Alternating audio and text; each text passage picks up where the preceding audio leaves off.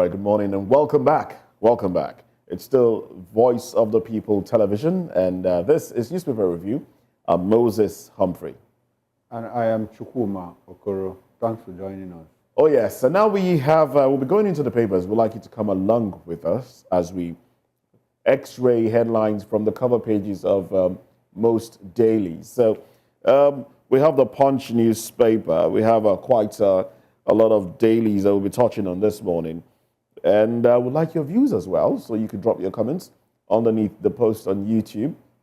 Let's know what you think about the headlines that we are addressing this morning. Now, from the Punch newspaper, the banner headline here, PDP chair, Wike tackle Clark as anti-Fubara plot thickens. Pro-Fubara Wike assemblies hold parallel sessions. Rumble in NWC over Rivers governor. I won't quit PDP, says Wike as Ikimi heads disciplinary panel on ex-governor's anti-party cases. Beside the nameplate, APC receives PDP LP ADC defectors in Edo. Obaseki approves payment of LG pensioners gratuities.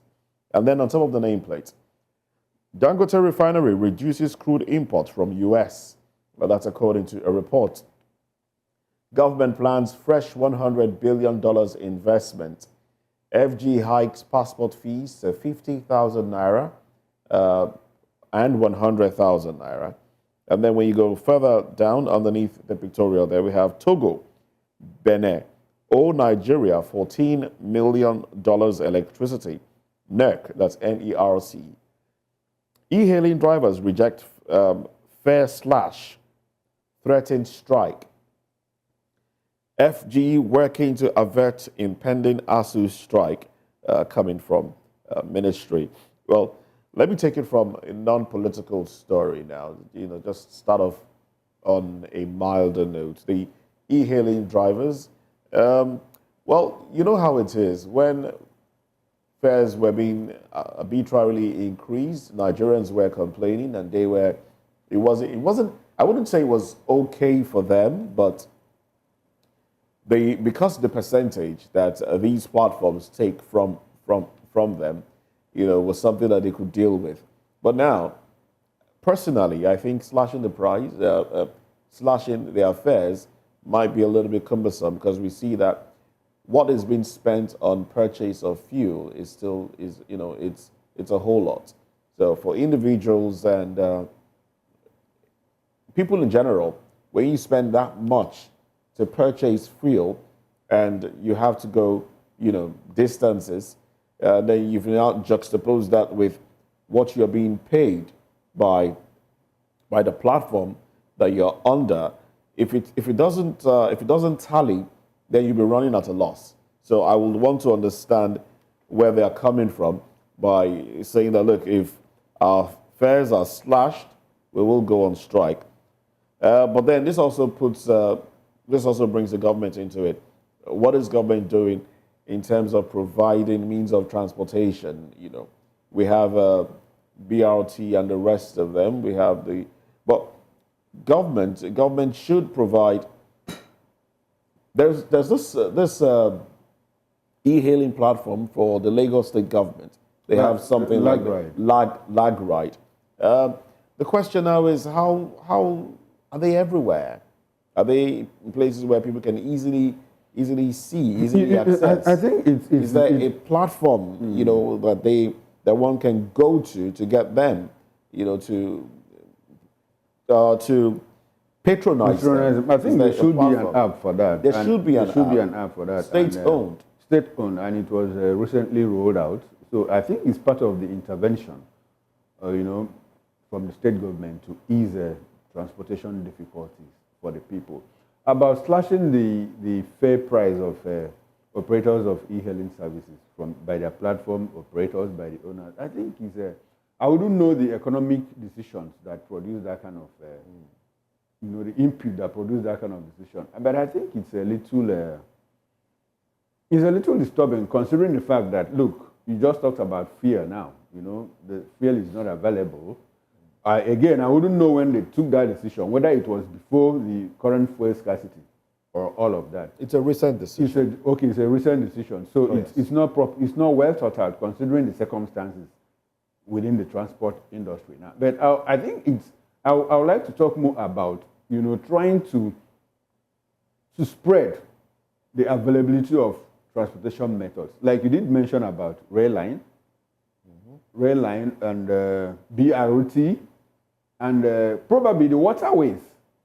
If you have to go like from a place like Mile 2 area, Festac area to the island, you don't need to drive all the way. If there's a boat, that can. I used to, way back in time, I used to follow that route to Marina, from Mile 2 to Marina. I don't know if it is still available now. But these are options, that people, that the government should put out to the people. It should also make it available for private operators. Now, these options are good. But then where e-hailing cab comes in is taking you door to door. They save you the stress, especially if you have luggage, you have things you're moving around. They save you the stress of having to walk a distance. If you use a BRT, you stop at a bus stop and then you walk a distance. If you use the boats, you stop somewhere and then you walk a distance. That is why there should be options. You move from one point to the other. But should this be hinged on government now? Or, well, like you did say, open this for private individuals. For private operators. Absolutely agree with you on that one. But there should be regulation, especially when you talk about waterways transportation, because I think it's very risky, considering that our people don't take so many things serious. I'm sorry to say that, but that is what it is. If you allow private operators now, to flood the waterway business, you see some of them, not like what happens in the riverine area. You see people traveling without life jackets. You see people traveling, overloading, and all of that happens when, at the end of the day, you see boats capsize and people die, and so there should be, as much as they are trying to open up the space, there should also be strict regulation to ensure that there is compliance, with the rules and regulations. How about the attitude of the people themselves? Because it's one thing to say that there should be regulations to enforce compliance and the rest, but then the people themselves that see that this boat, for example, is supposed to take about 10 people, and we are 20 on it, or we are 25 on it, and you continue to enter, and we see that happen even with buses. Sorry, I beg your pardon. You see a situation whereby a bus is filled up already, and then they ask people, okay, are you going to wait for the next one, or do you just want to stand? And people will rush in to stand. I think we're used to suffering in this part of the world. It speaks to our culture of timing. If you have somebody have an appointment by 8 o'clock, and the person is supposed to cover a distance of 30 minutes, you see the person leaving by 7:45. So how do you intend to meet up with the timing? I always say that it's a two-way thing, between the people and the regulators. Okay. I said it here the other day. Nigerians think that you are doing the FRSC a favor by strapping on your seatbelt. You see people approach FRSC checkpoints, and you see them struggling with their seatbelts and all of that. And the moment they pass the checkpoint, they remove it. This is for your safety, for crying out loud. So it's a two-way thing. And some of the times, too, the operators are lenient to the extent that there's this kind of exchange of favors, paper driver's license. Moses, I'm very sure that over 60-70% of people who drive on our roads are not properly licensed to drive. And what do you see? Avoidable accidents, taking people's lives. So it's a two-way thing between the regulators and the people. Oh, yes. So the people have to play their own part. Play their own part. Okay. Now, I would want to touch on the political part of things in this headline now. PDP, Wike, 1 foot here, 1 foot there. That's how it is. And the elders of the PDP visiting Fubara at this time, in my opinion, I think it's a little too late. Nigerians Riverians actually did call for an intervention at the early stages of the tussle between Wike and Siminalayi Ubara. But I think the PDP waited too long for the intervention that we are seeing.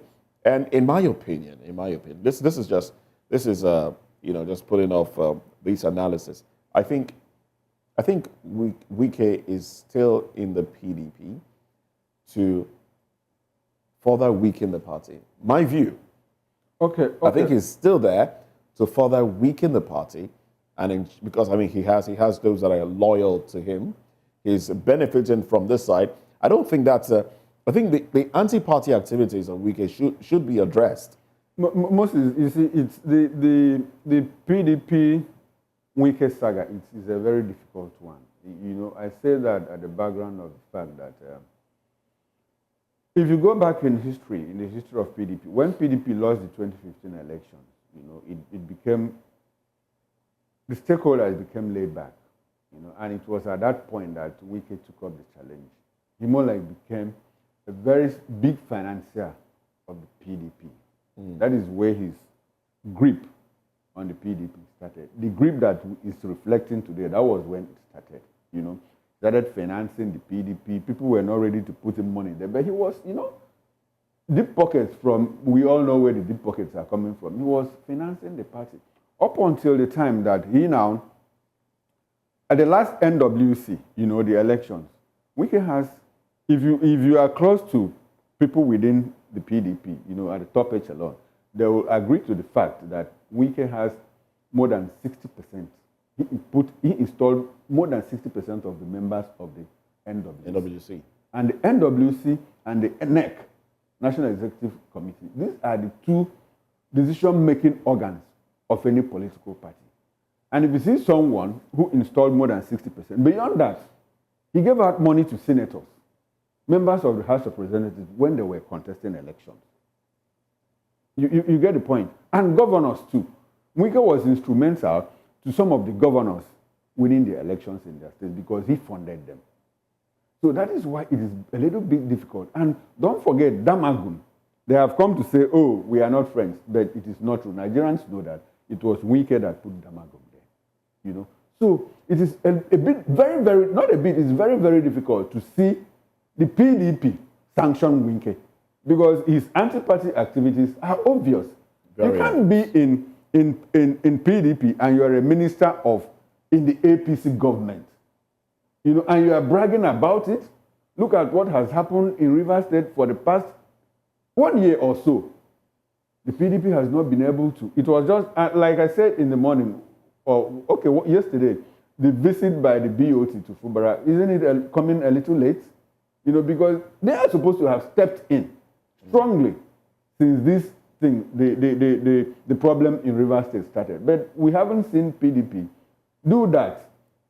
So Wike still has, about whether he's a mole in the PDP or what, it's difficult to say. A mole is more like somebody who is an infiltrator, you know, an unknown person. But he plays his own out in the open. How do you define a mole when we see a situation whereby, yes, he's bragging about holding the PDP down in his state, ensuring that the PDP won the governorship election. But then we also saw a situation whereby the presidential elections were basically handed over to the APC in that state. Isn't that anti-party enough? Moses, that is the issue at stake. That is the issue at stake? Mole related enough? It is not a mole because he did it in the open. You know, moles are like secret agents that you don't know that they are there. But this one he does it in the open and he brags about it. I'm in the PDP, I'm not going to quit the PDP. And I'm saying it is difficult for him to be sanctioned for anti-party activities because his henchmen are the people in control of the PDP decision-making organs. So they cannot. Clearly, they can't. They can't sanction him. Otherwise, they would have done that before now. But it's very obvious that they are not about to do that. And it's unfortunate what is happening in Rivers State. I mean, the young man should be allowed to to govern the state, bring the dividends of, you know, we have become familiar with this refrain of dividends of democracy, at least bring development to his people in Rivers State. Rivers State it has a lot of money, you know, from internally generated revenue, from 30% derivation and all of that, from Federation Allocation Account Committee, FAC and all of that. So we need to see more development than what he even did in Rivers State. But that is not happening. Why? Because the spotlight is more on politics than on governance. Do you think if the governor survives the next 3 years or thereabout, do you think he will have the opportunity to contest re-election in 2027?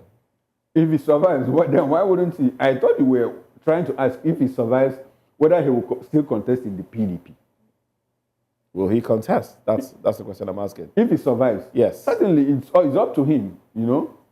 But the question is whether he will still contest. Well, he has said, in spite of the allegations that he might be going to the APP, he has said that, look, that he's still with the PDP and he's not leaving the PDP. But these are conjectures.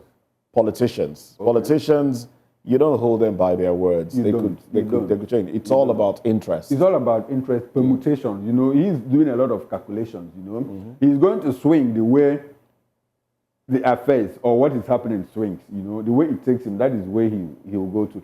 If he finds it more convenient, more favorable to survive, even it's easier for him to survive outside the PDP. Most in the next minute he will jump ship. All right then. Well, those are the headlines from the Punch newspaper. Chukwuma, is there any other you would want to? Well, this headline about Dangote Refinery reducing its crude imports from U.S.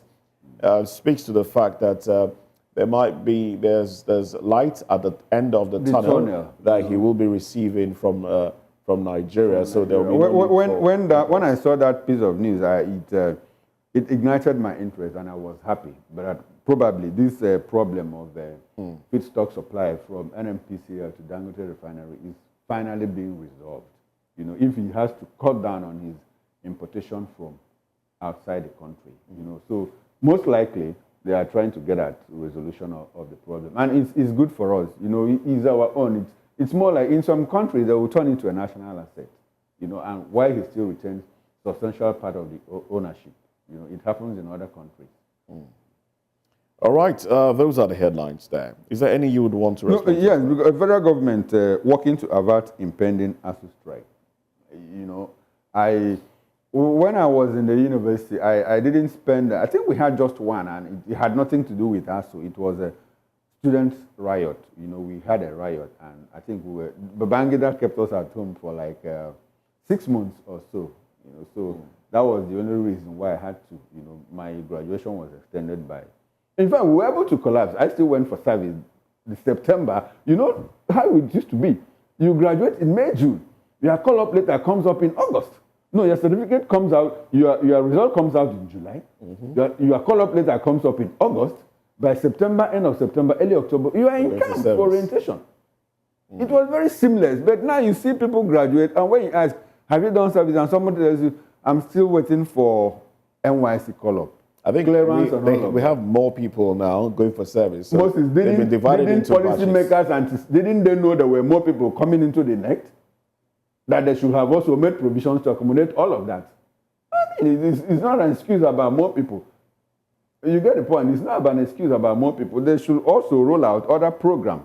You know, if the NYC is like becoming difficult, like in the US, you have programs like ROTC. There's also the conversation around the NYSC being outdated. Do you share that view as well? I'm not sure it's outdated. It's just that the management is poorly managed. It's not outdated. I mean, it's more like a clarion call to unity, to Nigerian unity. Before I did youth service, I had, from the east, I had visited Lagos only once. Okay. You know, I did my youth service there in Lagos. Before then, I had visited Lagos only once as a young man, you know, as an undergraduate. But when I came here, I made Yoruba friends. You know, I met friends from Kwara State. You know, friends from Ogun State, friends from one of my friends later became a commissioner in Adamawa State. Shortly after we graduated, like 6, 7 years after our graduation. You know, I met friends from Benue and all of that. And these are people I still relate closely with some of them. The Yoruba friends that I met in Lagos, these are people, my close-knit friendship, you know. So, and when we talk about the division in the polity, about ethnicity, religion, and all, and when we sit together, you know, when we hang out, we say, but we are very close. Where is this division coming from? And we pencil it down, we pin it down on the leadership, on the elite. You know, they try to use our fault lines to divide us. So I also know about people who came from the north to do youth service. In the east, some of them stayed back, some of them got married. Some of my Igbo friends got married to Yoruba women, you know, people that they met in camp. So it's a unifying. So it should be you know. It should just be reformed. Okay. It should just be reformed. That's about Reformed and continued. All right, then. So move away from the Punch newspaper. Yes, to the Guardian newspaper. During the morning show, you talked about the construction, the animation, the cartoon, I beg your pardon. Yes, the yes, cartoon yes. there. Well, the headline there reads, Echoes of Cabinet Reshuffle. Echoes of Cabinet Reshuffle trail ministers' performance a year after. And that graphic there shows the president in his signature cap trying to fix a cabinet. And, you know, the doors... is falling apart. It's falling apart. It's falling apart. It's falling apart with each part of it having an inscription. There's, you know, there's a tag, building the nation, insecurity on one side, education on the other, economy on the other, security, power, oil and gas down there, health as well. And then rats are jumping in and out. Corruption is eating on the flag, you know. Rats, you know. You see, Moses, I understand the overwhelming, is it really, I understand the challenges, you know, a leader faces. Like what our president is facing now. Nigeria is a work in progress. One, just like any other country anyway, is a work in progress. But we have workers, we have leaders who fix these problems. Part of if you ask me, I think the problem that our leaders have is that they are not able to get a handle on root cause of problems. The root cause of problems. Why is the economy in decline? That is what we should even ask ourselves. Why is the economy in decline? One, we are not productive. We are a monoproduct economy, oil. Unfortunately, this oil is in a terrible mess. The oil industry is in a terrible mess. Look at, we've been going back and forth for how many months now about supplying crude oil to our own refinery. We have been going back and forth for how many years? Over 15, 20, 25 years about fixing our refineries. We've been going back and forth for over 60 years trying to fix our electricity. And for the past 23, 25 years, we've been battling with insecurity. Moses, I have just streamlined the three main reasons why the economy is in decline. Oil industry, our monoproduct is not helping us. There is insecurity, and we don't have power to become productive. So why don't you have a president that comes and says, oh, okay, I'm going to use 4 years of my stay to fix the power industry. Moses, when you fix power, it will rub off on SMEs. And mind you, the SMEs is like the backbone of wealth creation, of industrialization. If you see economies that are doing very well globally, it is not about the top 5% of the big corporations. It's about the spread, about the spread in the SMEs. You see people, individuals, you know, that family businesses that employ 1, 2, 3, 4, 5, 6, 7, 8 people, 10 people, 20 people, and they are doing very well, coupling things, you know, packaging, sending them into the market. That is how to grow the economy. But the moment we become over-reliant on having to wait for a corporation, a big corporation that will come from China, that will come from Finland, that will come from Norway to employ 3,000, 5,000 people, we lose it. We lose it. It's about SMEs. That's the backbone of industrialization, of wealth. But you can't do these things except you have power. Power is the baseline. What sort of power? Electricity. Okay. Steady supply of power, energy. You can't do this. And if you give an SME person and they say we are empowering people. You give somebody 100,000 naira to open a hairdressing salon, and the person uses 40,000 of that money. But as it stands now, I think government is diversifying in a way, allowing companies that have the capacity to generate their own power to go ahead and do so. Exactly. Like some telcos now even have been given the license to generate power. I wanted to talk about it the other day. You know, this thing about the government is doing well in that direction by trying to open up that space. You see, if you travel abroad, like you see, like an estate, an estate of about 500 houses, 200, 300, 500 houses. You see them. You see one small, something like that looks like a swimming pool. And you see something turning. And when I asked, I said, what is this? They said, oh, it's power generation, that generation. And who does it give? They say that is what gives this estate life. Off grid. You know, it doesn't have to connect to, I don't know how they do it, but they generate their own power individually. You see it everywhere.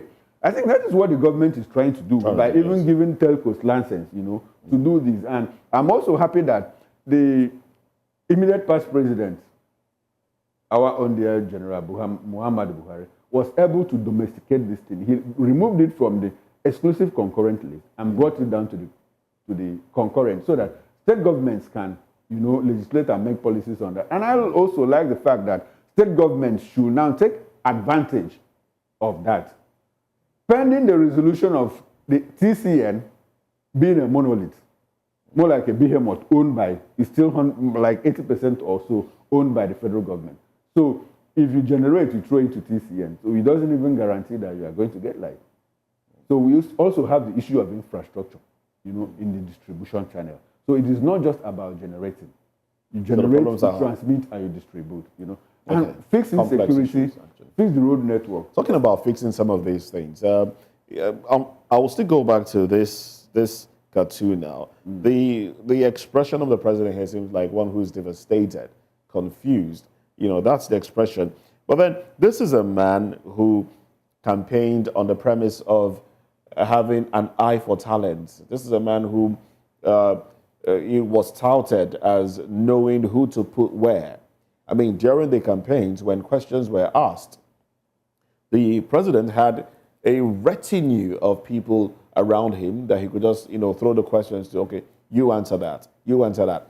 And the talk around town was that, oh, he has people that will work. The people that were answering the questions are still with him. They are still with him. That's the thing. And the nation is the way it is. So one is asking, is there the will to do it? Or is this just lip service? Now, for example, Dangote Refinery, the president gave a direct order, what I will call a direct order, that the refinery be supplied crude for Naira. Unfortunately, that has not been done till now. I want to start to ask, is it that those that he's working with, are they not taking the president seriously? Or is there something else going on in the background that we don't know of? Does he say it and goes back and says, oh, don't bother? You know, I think, like we said yesterday, it's a mismatch between policy and implementation. You might make very good policies, you know, but the implementation is... And you don't have a grip over those that are meant to implement it. You are supposed to the extent that you even know what is going on. You know, to the extent that you even know what is going on in the polity. You know? So about the picture of the president, he's clearly overwhelmed. He doesn't even know where to start from. Yeah. Is it education? Is it corruption? Is it the health sector? And we go back to that same discussion of fixing the major things that will help you fix the others. I keep going back to Singapore. You know, Lee Kuan Yew, the father of modern Singapore, the man who built Singapore, the man who changed the development trajectory. Before Singapore, the country that moved fastest from being an underdeveloped, developing to a developed country is Denmark, and achieved that within 48 years. Lee Kuan Yew achieved that within 30 years. The fastest growing ever in recent modern history. You know, what he did in the education sector, he said, I will use the education to build. I'll build the education to build the people that will build Singapore. And that was what he did. That's what he did. If you go to Southeast Asia, Singapore has about the best business schools. And he made it in such a way that he started recruiting talents right from the entry level. In Singapore, there's no dullard. Nobody is a dullard. They assess you, they evaluate you right from the entry point, and now direct you to where your talent will manifest. And he started recruiting people in government. People were leaving government to work for corporations, for big corporations, unlike here where we have people leaving corporations to work for government. So that what will happen? Your guess is as good as mine. You get the point. So fix the education sector, enlighten the people, let them push back the frontiers of ignorance. They cannot think creatively as a people. Unfortunately, the same education that is in the backward sector here, when our young graduates go outside, they excel. So what does that tell you? It tells you that the problem is with our environment. Oh, yes. Because we have Nigerians doing great things abroad. Abroad. Fantastic. Oh, well, some more headlines from the Guardian newspaper still. Experts urge diplomacy as Chinese firm lists country's assets for sale. Nigeria to begin revocation of dormant oil well licenses. Wike Damagam defends standpoint as PDP Rivers crisis fester. Stakeholders set agenda for Kekereekun, new CJN. Arabambi alleges plots by Ajero to spark civil unrest. Tough times ahead as subsidy shaves 7.7 trillion naira off FAC allocation. Tough times ahead. How tough can it get? How much more can you throw at Nigerians? Tinubu has mortgaged Nigeria's future to family, friends, says Atiku. Okay. Let me take it from the tough times ahead. You know, like you said, how much tougher can it get, you know? And shaves subsidy for 7.7 trillion off FAC. So subsidy shaves that much of because they are now paying subsidy. Oh yes. Because we are now paying subsidy. So the FAC allocation that goes to states, we have to reduce. We have to reduce. So clearly. But the FAC allocation, how has it benefited the people really? It's a layered problem. That is a challenge, you know, to the governors. You know, what do the governors do? Because we saw an increase in FAC allocation. And the increase, but then it didn't have a ripple effect on the lives of the people. Lives of the people. Because the governments operate more like, they style more like emperors, you know. We can't talk enough about governors, you know, buying... throwing parties, buying luxury, state-of-the-art bulletproof cars and all of that, flying on chartered aircraft, 20 million naira from one end of the country to Abuja just to hold a 45 minutes meeting. And we had some governors also who carried their bags when they were in office and they just fly economy class to Abuja. They pruned down on the number of retinue of staff that followed them to Abuja. We saw all that happen in this country. And all of a sudden, we have another class of governors. Moses, 20 million naira to charter an aircraft, you know, from one part of the east to Abuja and from another part of the north to Abuja. As for a 1 hour trip. A 1 hour trip to hold what? To hold a 45 minutes meeting. And then fly back another 20 million naira. And these are people who can't even pay 30,000 naira minimum wage. These are people who can fix local roads. But you see them taking 1 billion naira, 500 million naira, 900 million naira as security votes. So would you prefer that FAC be reduced, that goes to states be reduced, and subsidy, you know, the money channeled into subsidy and the price of fuel comes down as well? Would that benefit the people more? If it is handled properly, you don't even need to reduce the FAC allocation. The challenge we have with our subsidy regime is that it is corruption-laden. It is corruption-laden. If you remove corruption from subsidy, we will enjoy it maximally, and the governors will still have enough money to do the work they are supposed to do. That is the challenge with subsidy. It is not as if subsidy is not good. And every other president that has tried to remove subsidy has also agreed, you know, that look, the problem with this regime is that it has been hijacked by profiteers. Unfortunately, none of them has been able to tell us These are the band of profiteers. These are members of the cabal that have been shortchanging Nigerians. And I see that more like a statement of my inability to fight corruption.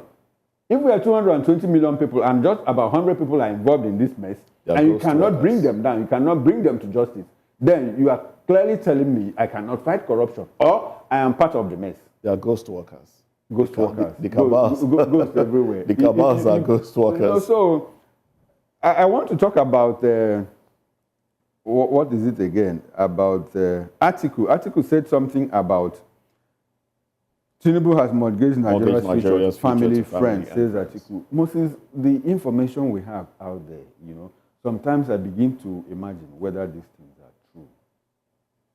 I begin to imagine because I can't imagine that level of primitive acquisition of wealth. What do you do with all of this? We are talking about a private jet of 150. You're imagining that in a place where, for you to contest elections, you have to pay you have to pay 40 million just for expression of interest forms, and you know, you have to pay that much, and then we are in a situation where money plays a major role in election. You know, in how people get to, in the willingness of people to want to, you know, support you. So, Moses, how much? Some will say all of these monies are geared towards continued putting people under your feet, basically, to continue to get what you want. That's why some of these monies are, you know, Moses, continually acquired. Let me ask you. Within when Joe Biden pronounced Kamala Harris as the next DNC presidential candidate, Democratic Party presidential candidate, how much did she raise within 24, 48 hours? She raked in millions of dollars. From donors. From donors. You know, so that is to tell you that money plays a role in politics everywhere. Do we have, aside from Buhari, who donors bought his form for him, according to him, yes, how many donors do we see come out to sponsor elections without them claiming to be the level of greed, godfathers? The level of greed that we see play out doesn't equate to using 100 million naira to buy form. Moses, we are talking about a presidential aircraft. We are talking about is it Escalade or what? What is the brand of that? Escalade. It's an Escalade. Yes. Escalade. Moses, we are talking about. There's absolutely nothing wrong with the other one. The one used by the former president. You know, we are talking about how often does the United States change the beast? They don't change the beast. They don't change the beast. They just maintain it. Yes, they maintain it. It just stays the same. You know, so that speaks to a level of greed here. You know, we are talking about involvement in Rwanda. We are talking about involvement in imports in Malta. We are talking about involvement in 13 trillion naira Lagos Calabar Coastal Highway job. Family interests, conflicts of interest, and the whole thing revolves around one man, a certain man that we told was already comfortable before he came into office. And the wife said, look, we are not after your money. We don't need your money. We don't need your money. We already have enough. We are even giving to people. Well, it was the wife. He didn't. The wife. And I said the wife of somebody. He didn't say that. And the man himself didn't say that. I said the wife. It's a family thing. you know, the wife is the first lady. And we see all of these things. In the midst of all that money, we see something I call primitive. It's primitive because I don't know what you do with all that money. And as you drive all those Escalades or whatever to the airport, you see your citizens begging for arms and for food along the road, the same road that you drive to the airport. Even before when people like Atiku says this, when people like Atiku say this, we should take him seriously, despite the fact that Atiku also has his own baggage. When he was in office as the vice president of Nigeria. So is it a matter? Is he saying this because he's out of office, or if he gets into office, are we going to see something different from what is happening now? So it's a call to leadership, and it's a call to Nigerians to make sure that they elect credible people in government. That is the only way. The whole talk about leadership, we will not end it until we begin to have good leadership in places of authority, in government. That is the only way. And we know these people. They are our brothers, they are our neighbors, they are our kingsmen, they are our tribesmen. We know they are in and out. We know them inside out. So nobody should tell us, look, I am like this or I'm going to be like this. We already know you. So it's now up to Nigerians to elect credible people in government. That's the only way we can end this discussion about poor leadership, bad leadership, and all of that. Oh yes, and then we should come together, put aside our differences, blur the fault lines as much as we can. Forget about religion. You being a Muslim, me being a Babalawoist, or let's blur those lines as much as we can and seek for a common good. If the day Nigerians will come together and say, look, we want the common good of Nigeria, that is when we will start seeing growth in Nigeria. If that doesn't happen, I'm sorry. We will continue having discussions like this, that we go back and forth. Oh well. There's a paper here. We'll just touch on this one very quickly. It wasn't one of those that we took in the morning. It's Nigerian News Direct. Now, the paper has its banner headline, Controversy Trails OVH's acquisition of NNPC Retail, as Atiku accuses Tinubu of abuse of office. We talked about influence, how breach of is it conflict of interest yesterday, where you are occupying a position and someone related to you vies for something and it is in your power to give, and we see that person taking that thing. So we see conflict of interest here. OVH, what is OVH? What is OVH? That's another company that the president's name is also tied to. Right now, the Tinubu name is tied to it, and we hear that they are acquiring NNPC retail outlets. Oh well, let's take some of the headlines here. Contractors mobilize back on site as Abiodun flags off Lagos-Abeokuta Expressway reconstruction. NAFDAC seizes petrol tankers used for vegetable oil transport in Lagos. NGX ASI dips by 0.07% amid 599 billion naira market cap surge. PDP calls for ceasefire between Fubara, Wike, fears losing Rivers to APC. Well, if nothing is done, PDP will lose Rivers. Fidelity Bank challenges NDPC's 555.8 million naira fine over alleged data privacy breach. And then, yes, 70 million naira arbitration award. Chinese firm puts up FG's buildings in UK for sale.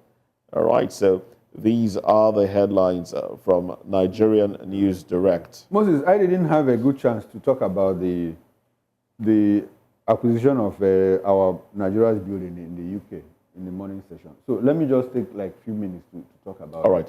it. You see, the thing of it is this.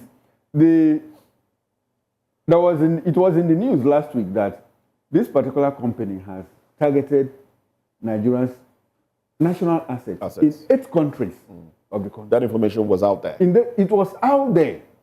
It was out there. And somehow they managed to release the presidential jet so that our president can use it. Now, my question is this. Is it that our authorities, is it the Ministry of Justice, is it the Nigerian embassy in all these different countries, don't know the products, the properties that have been targeted by these people? And all of a sudden, we are hearing that 2 of Nigeria's properties in the UK, in Liverpool, have also been confiscated by this company. And these properties were not even listed as belonging to Nigeria. That's another angle to it, corruption. So a certain group of people, probably in the ministry, either Ministry of Foreign Affairs or the Nigerian High Commission in the UK, have been making money from our Commonwealth. Because the story says that they have been renting it and collecting the money. If it was not listed in our properties, what it means is that the intakes, the rent from those properties were not remitted to Nigerian government coffers. That's another angle to it. But my worry is, why are we not proactive? The information had been given. But I also understand that this property was even confiscated in June. Is that correct? Was confiscated. Well, You I know, think it came up way before the jets, planes. Yes, the you know, jets. were confiscated, and we didn't know about all of this. And the government has not come out to tell us, look, this is what we are doing. Rather, what we see is trading blames between one governor and the other. I would hate to believe that the government did not know. I think government would have known, but the Nigerian people may not have known. It may not have been made public to the Nigerian people. That's what I would like to believe. And they waited for us to be embarrassed at this level. And now it doesn't even look as if something is going on, because if there is, we've not been told. Well, the only thing we I see do is believe something is going on. that we've not been told. Don't we have the right to know? The only thing we hear is two governors now coming together to say, oh, the other party are scammers. They want to scam you. You know they want to scam you, and you are waiting for them. Look at the statement issued by Bayo Onanuga about this thing. He said it's Chinese companies that want to scam Nigerians. And they went to court. They didn't invite you. They didn't serve you notices when they went to court. They didn't. Oh, these are questions that we're leaving with you, so you can tinker with these questions. You know, so in the long run, we'll find a solution to all of our problems. And we do believe. Well, this is Voice of the People TV, where you have more than just a voice. So stay with us as we get into other programs. Business Hour comes up next. I am Moses Humphrey. That's it on the Newspaper Review. And I am Chukwuma Okoro. Thanks for staying with us. God bless you. God bless Nigeria.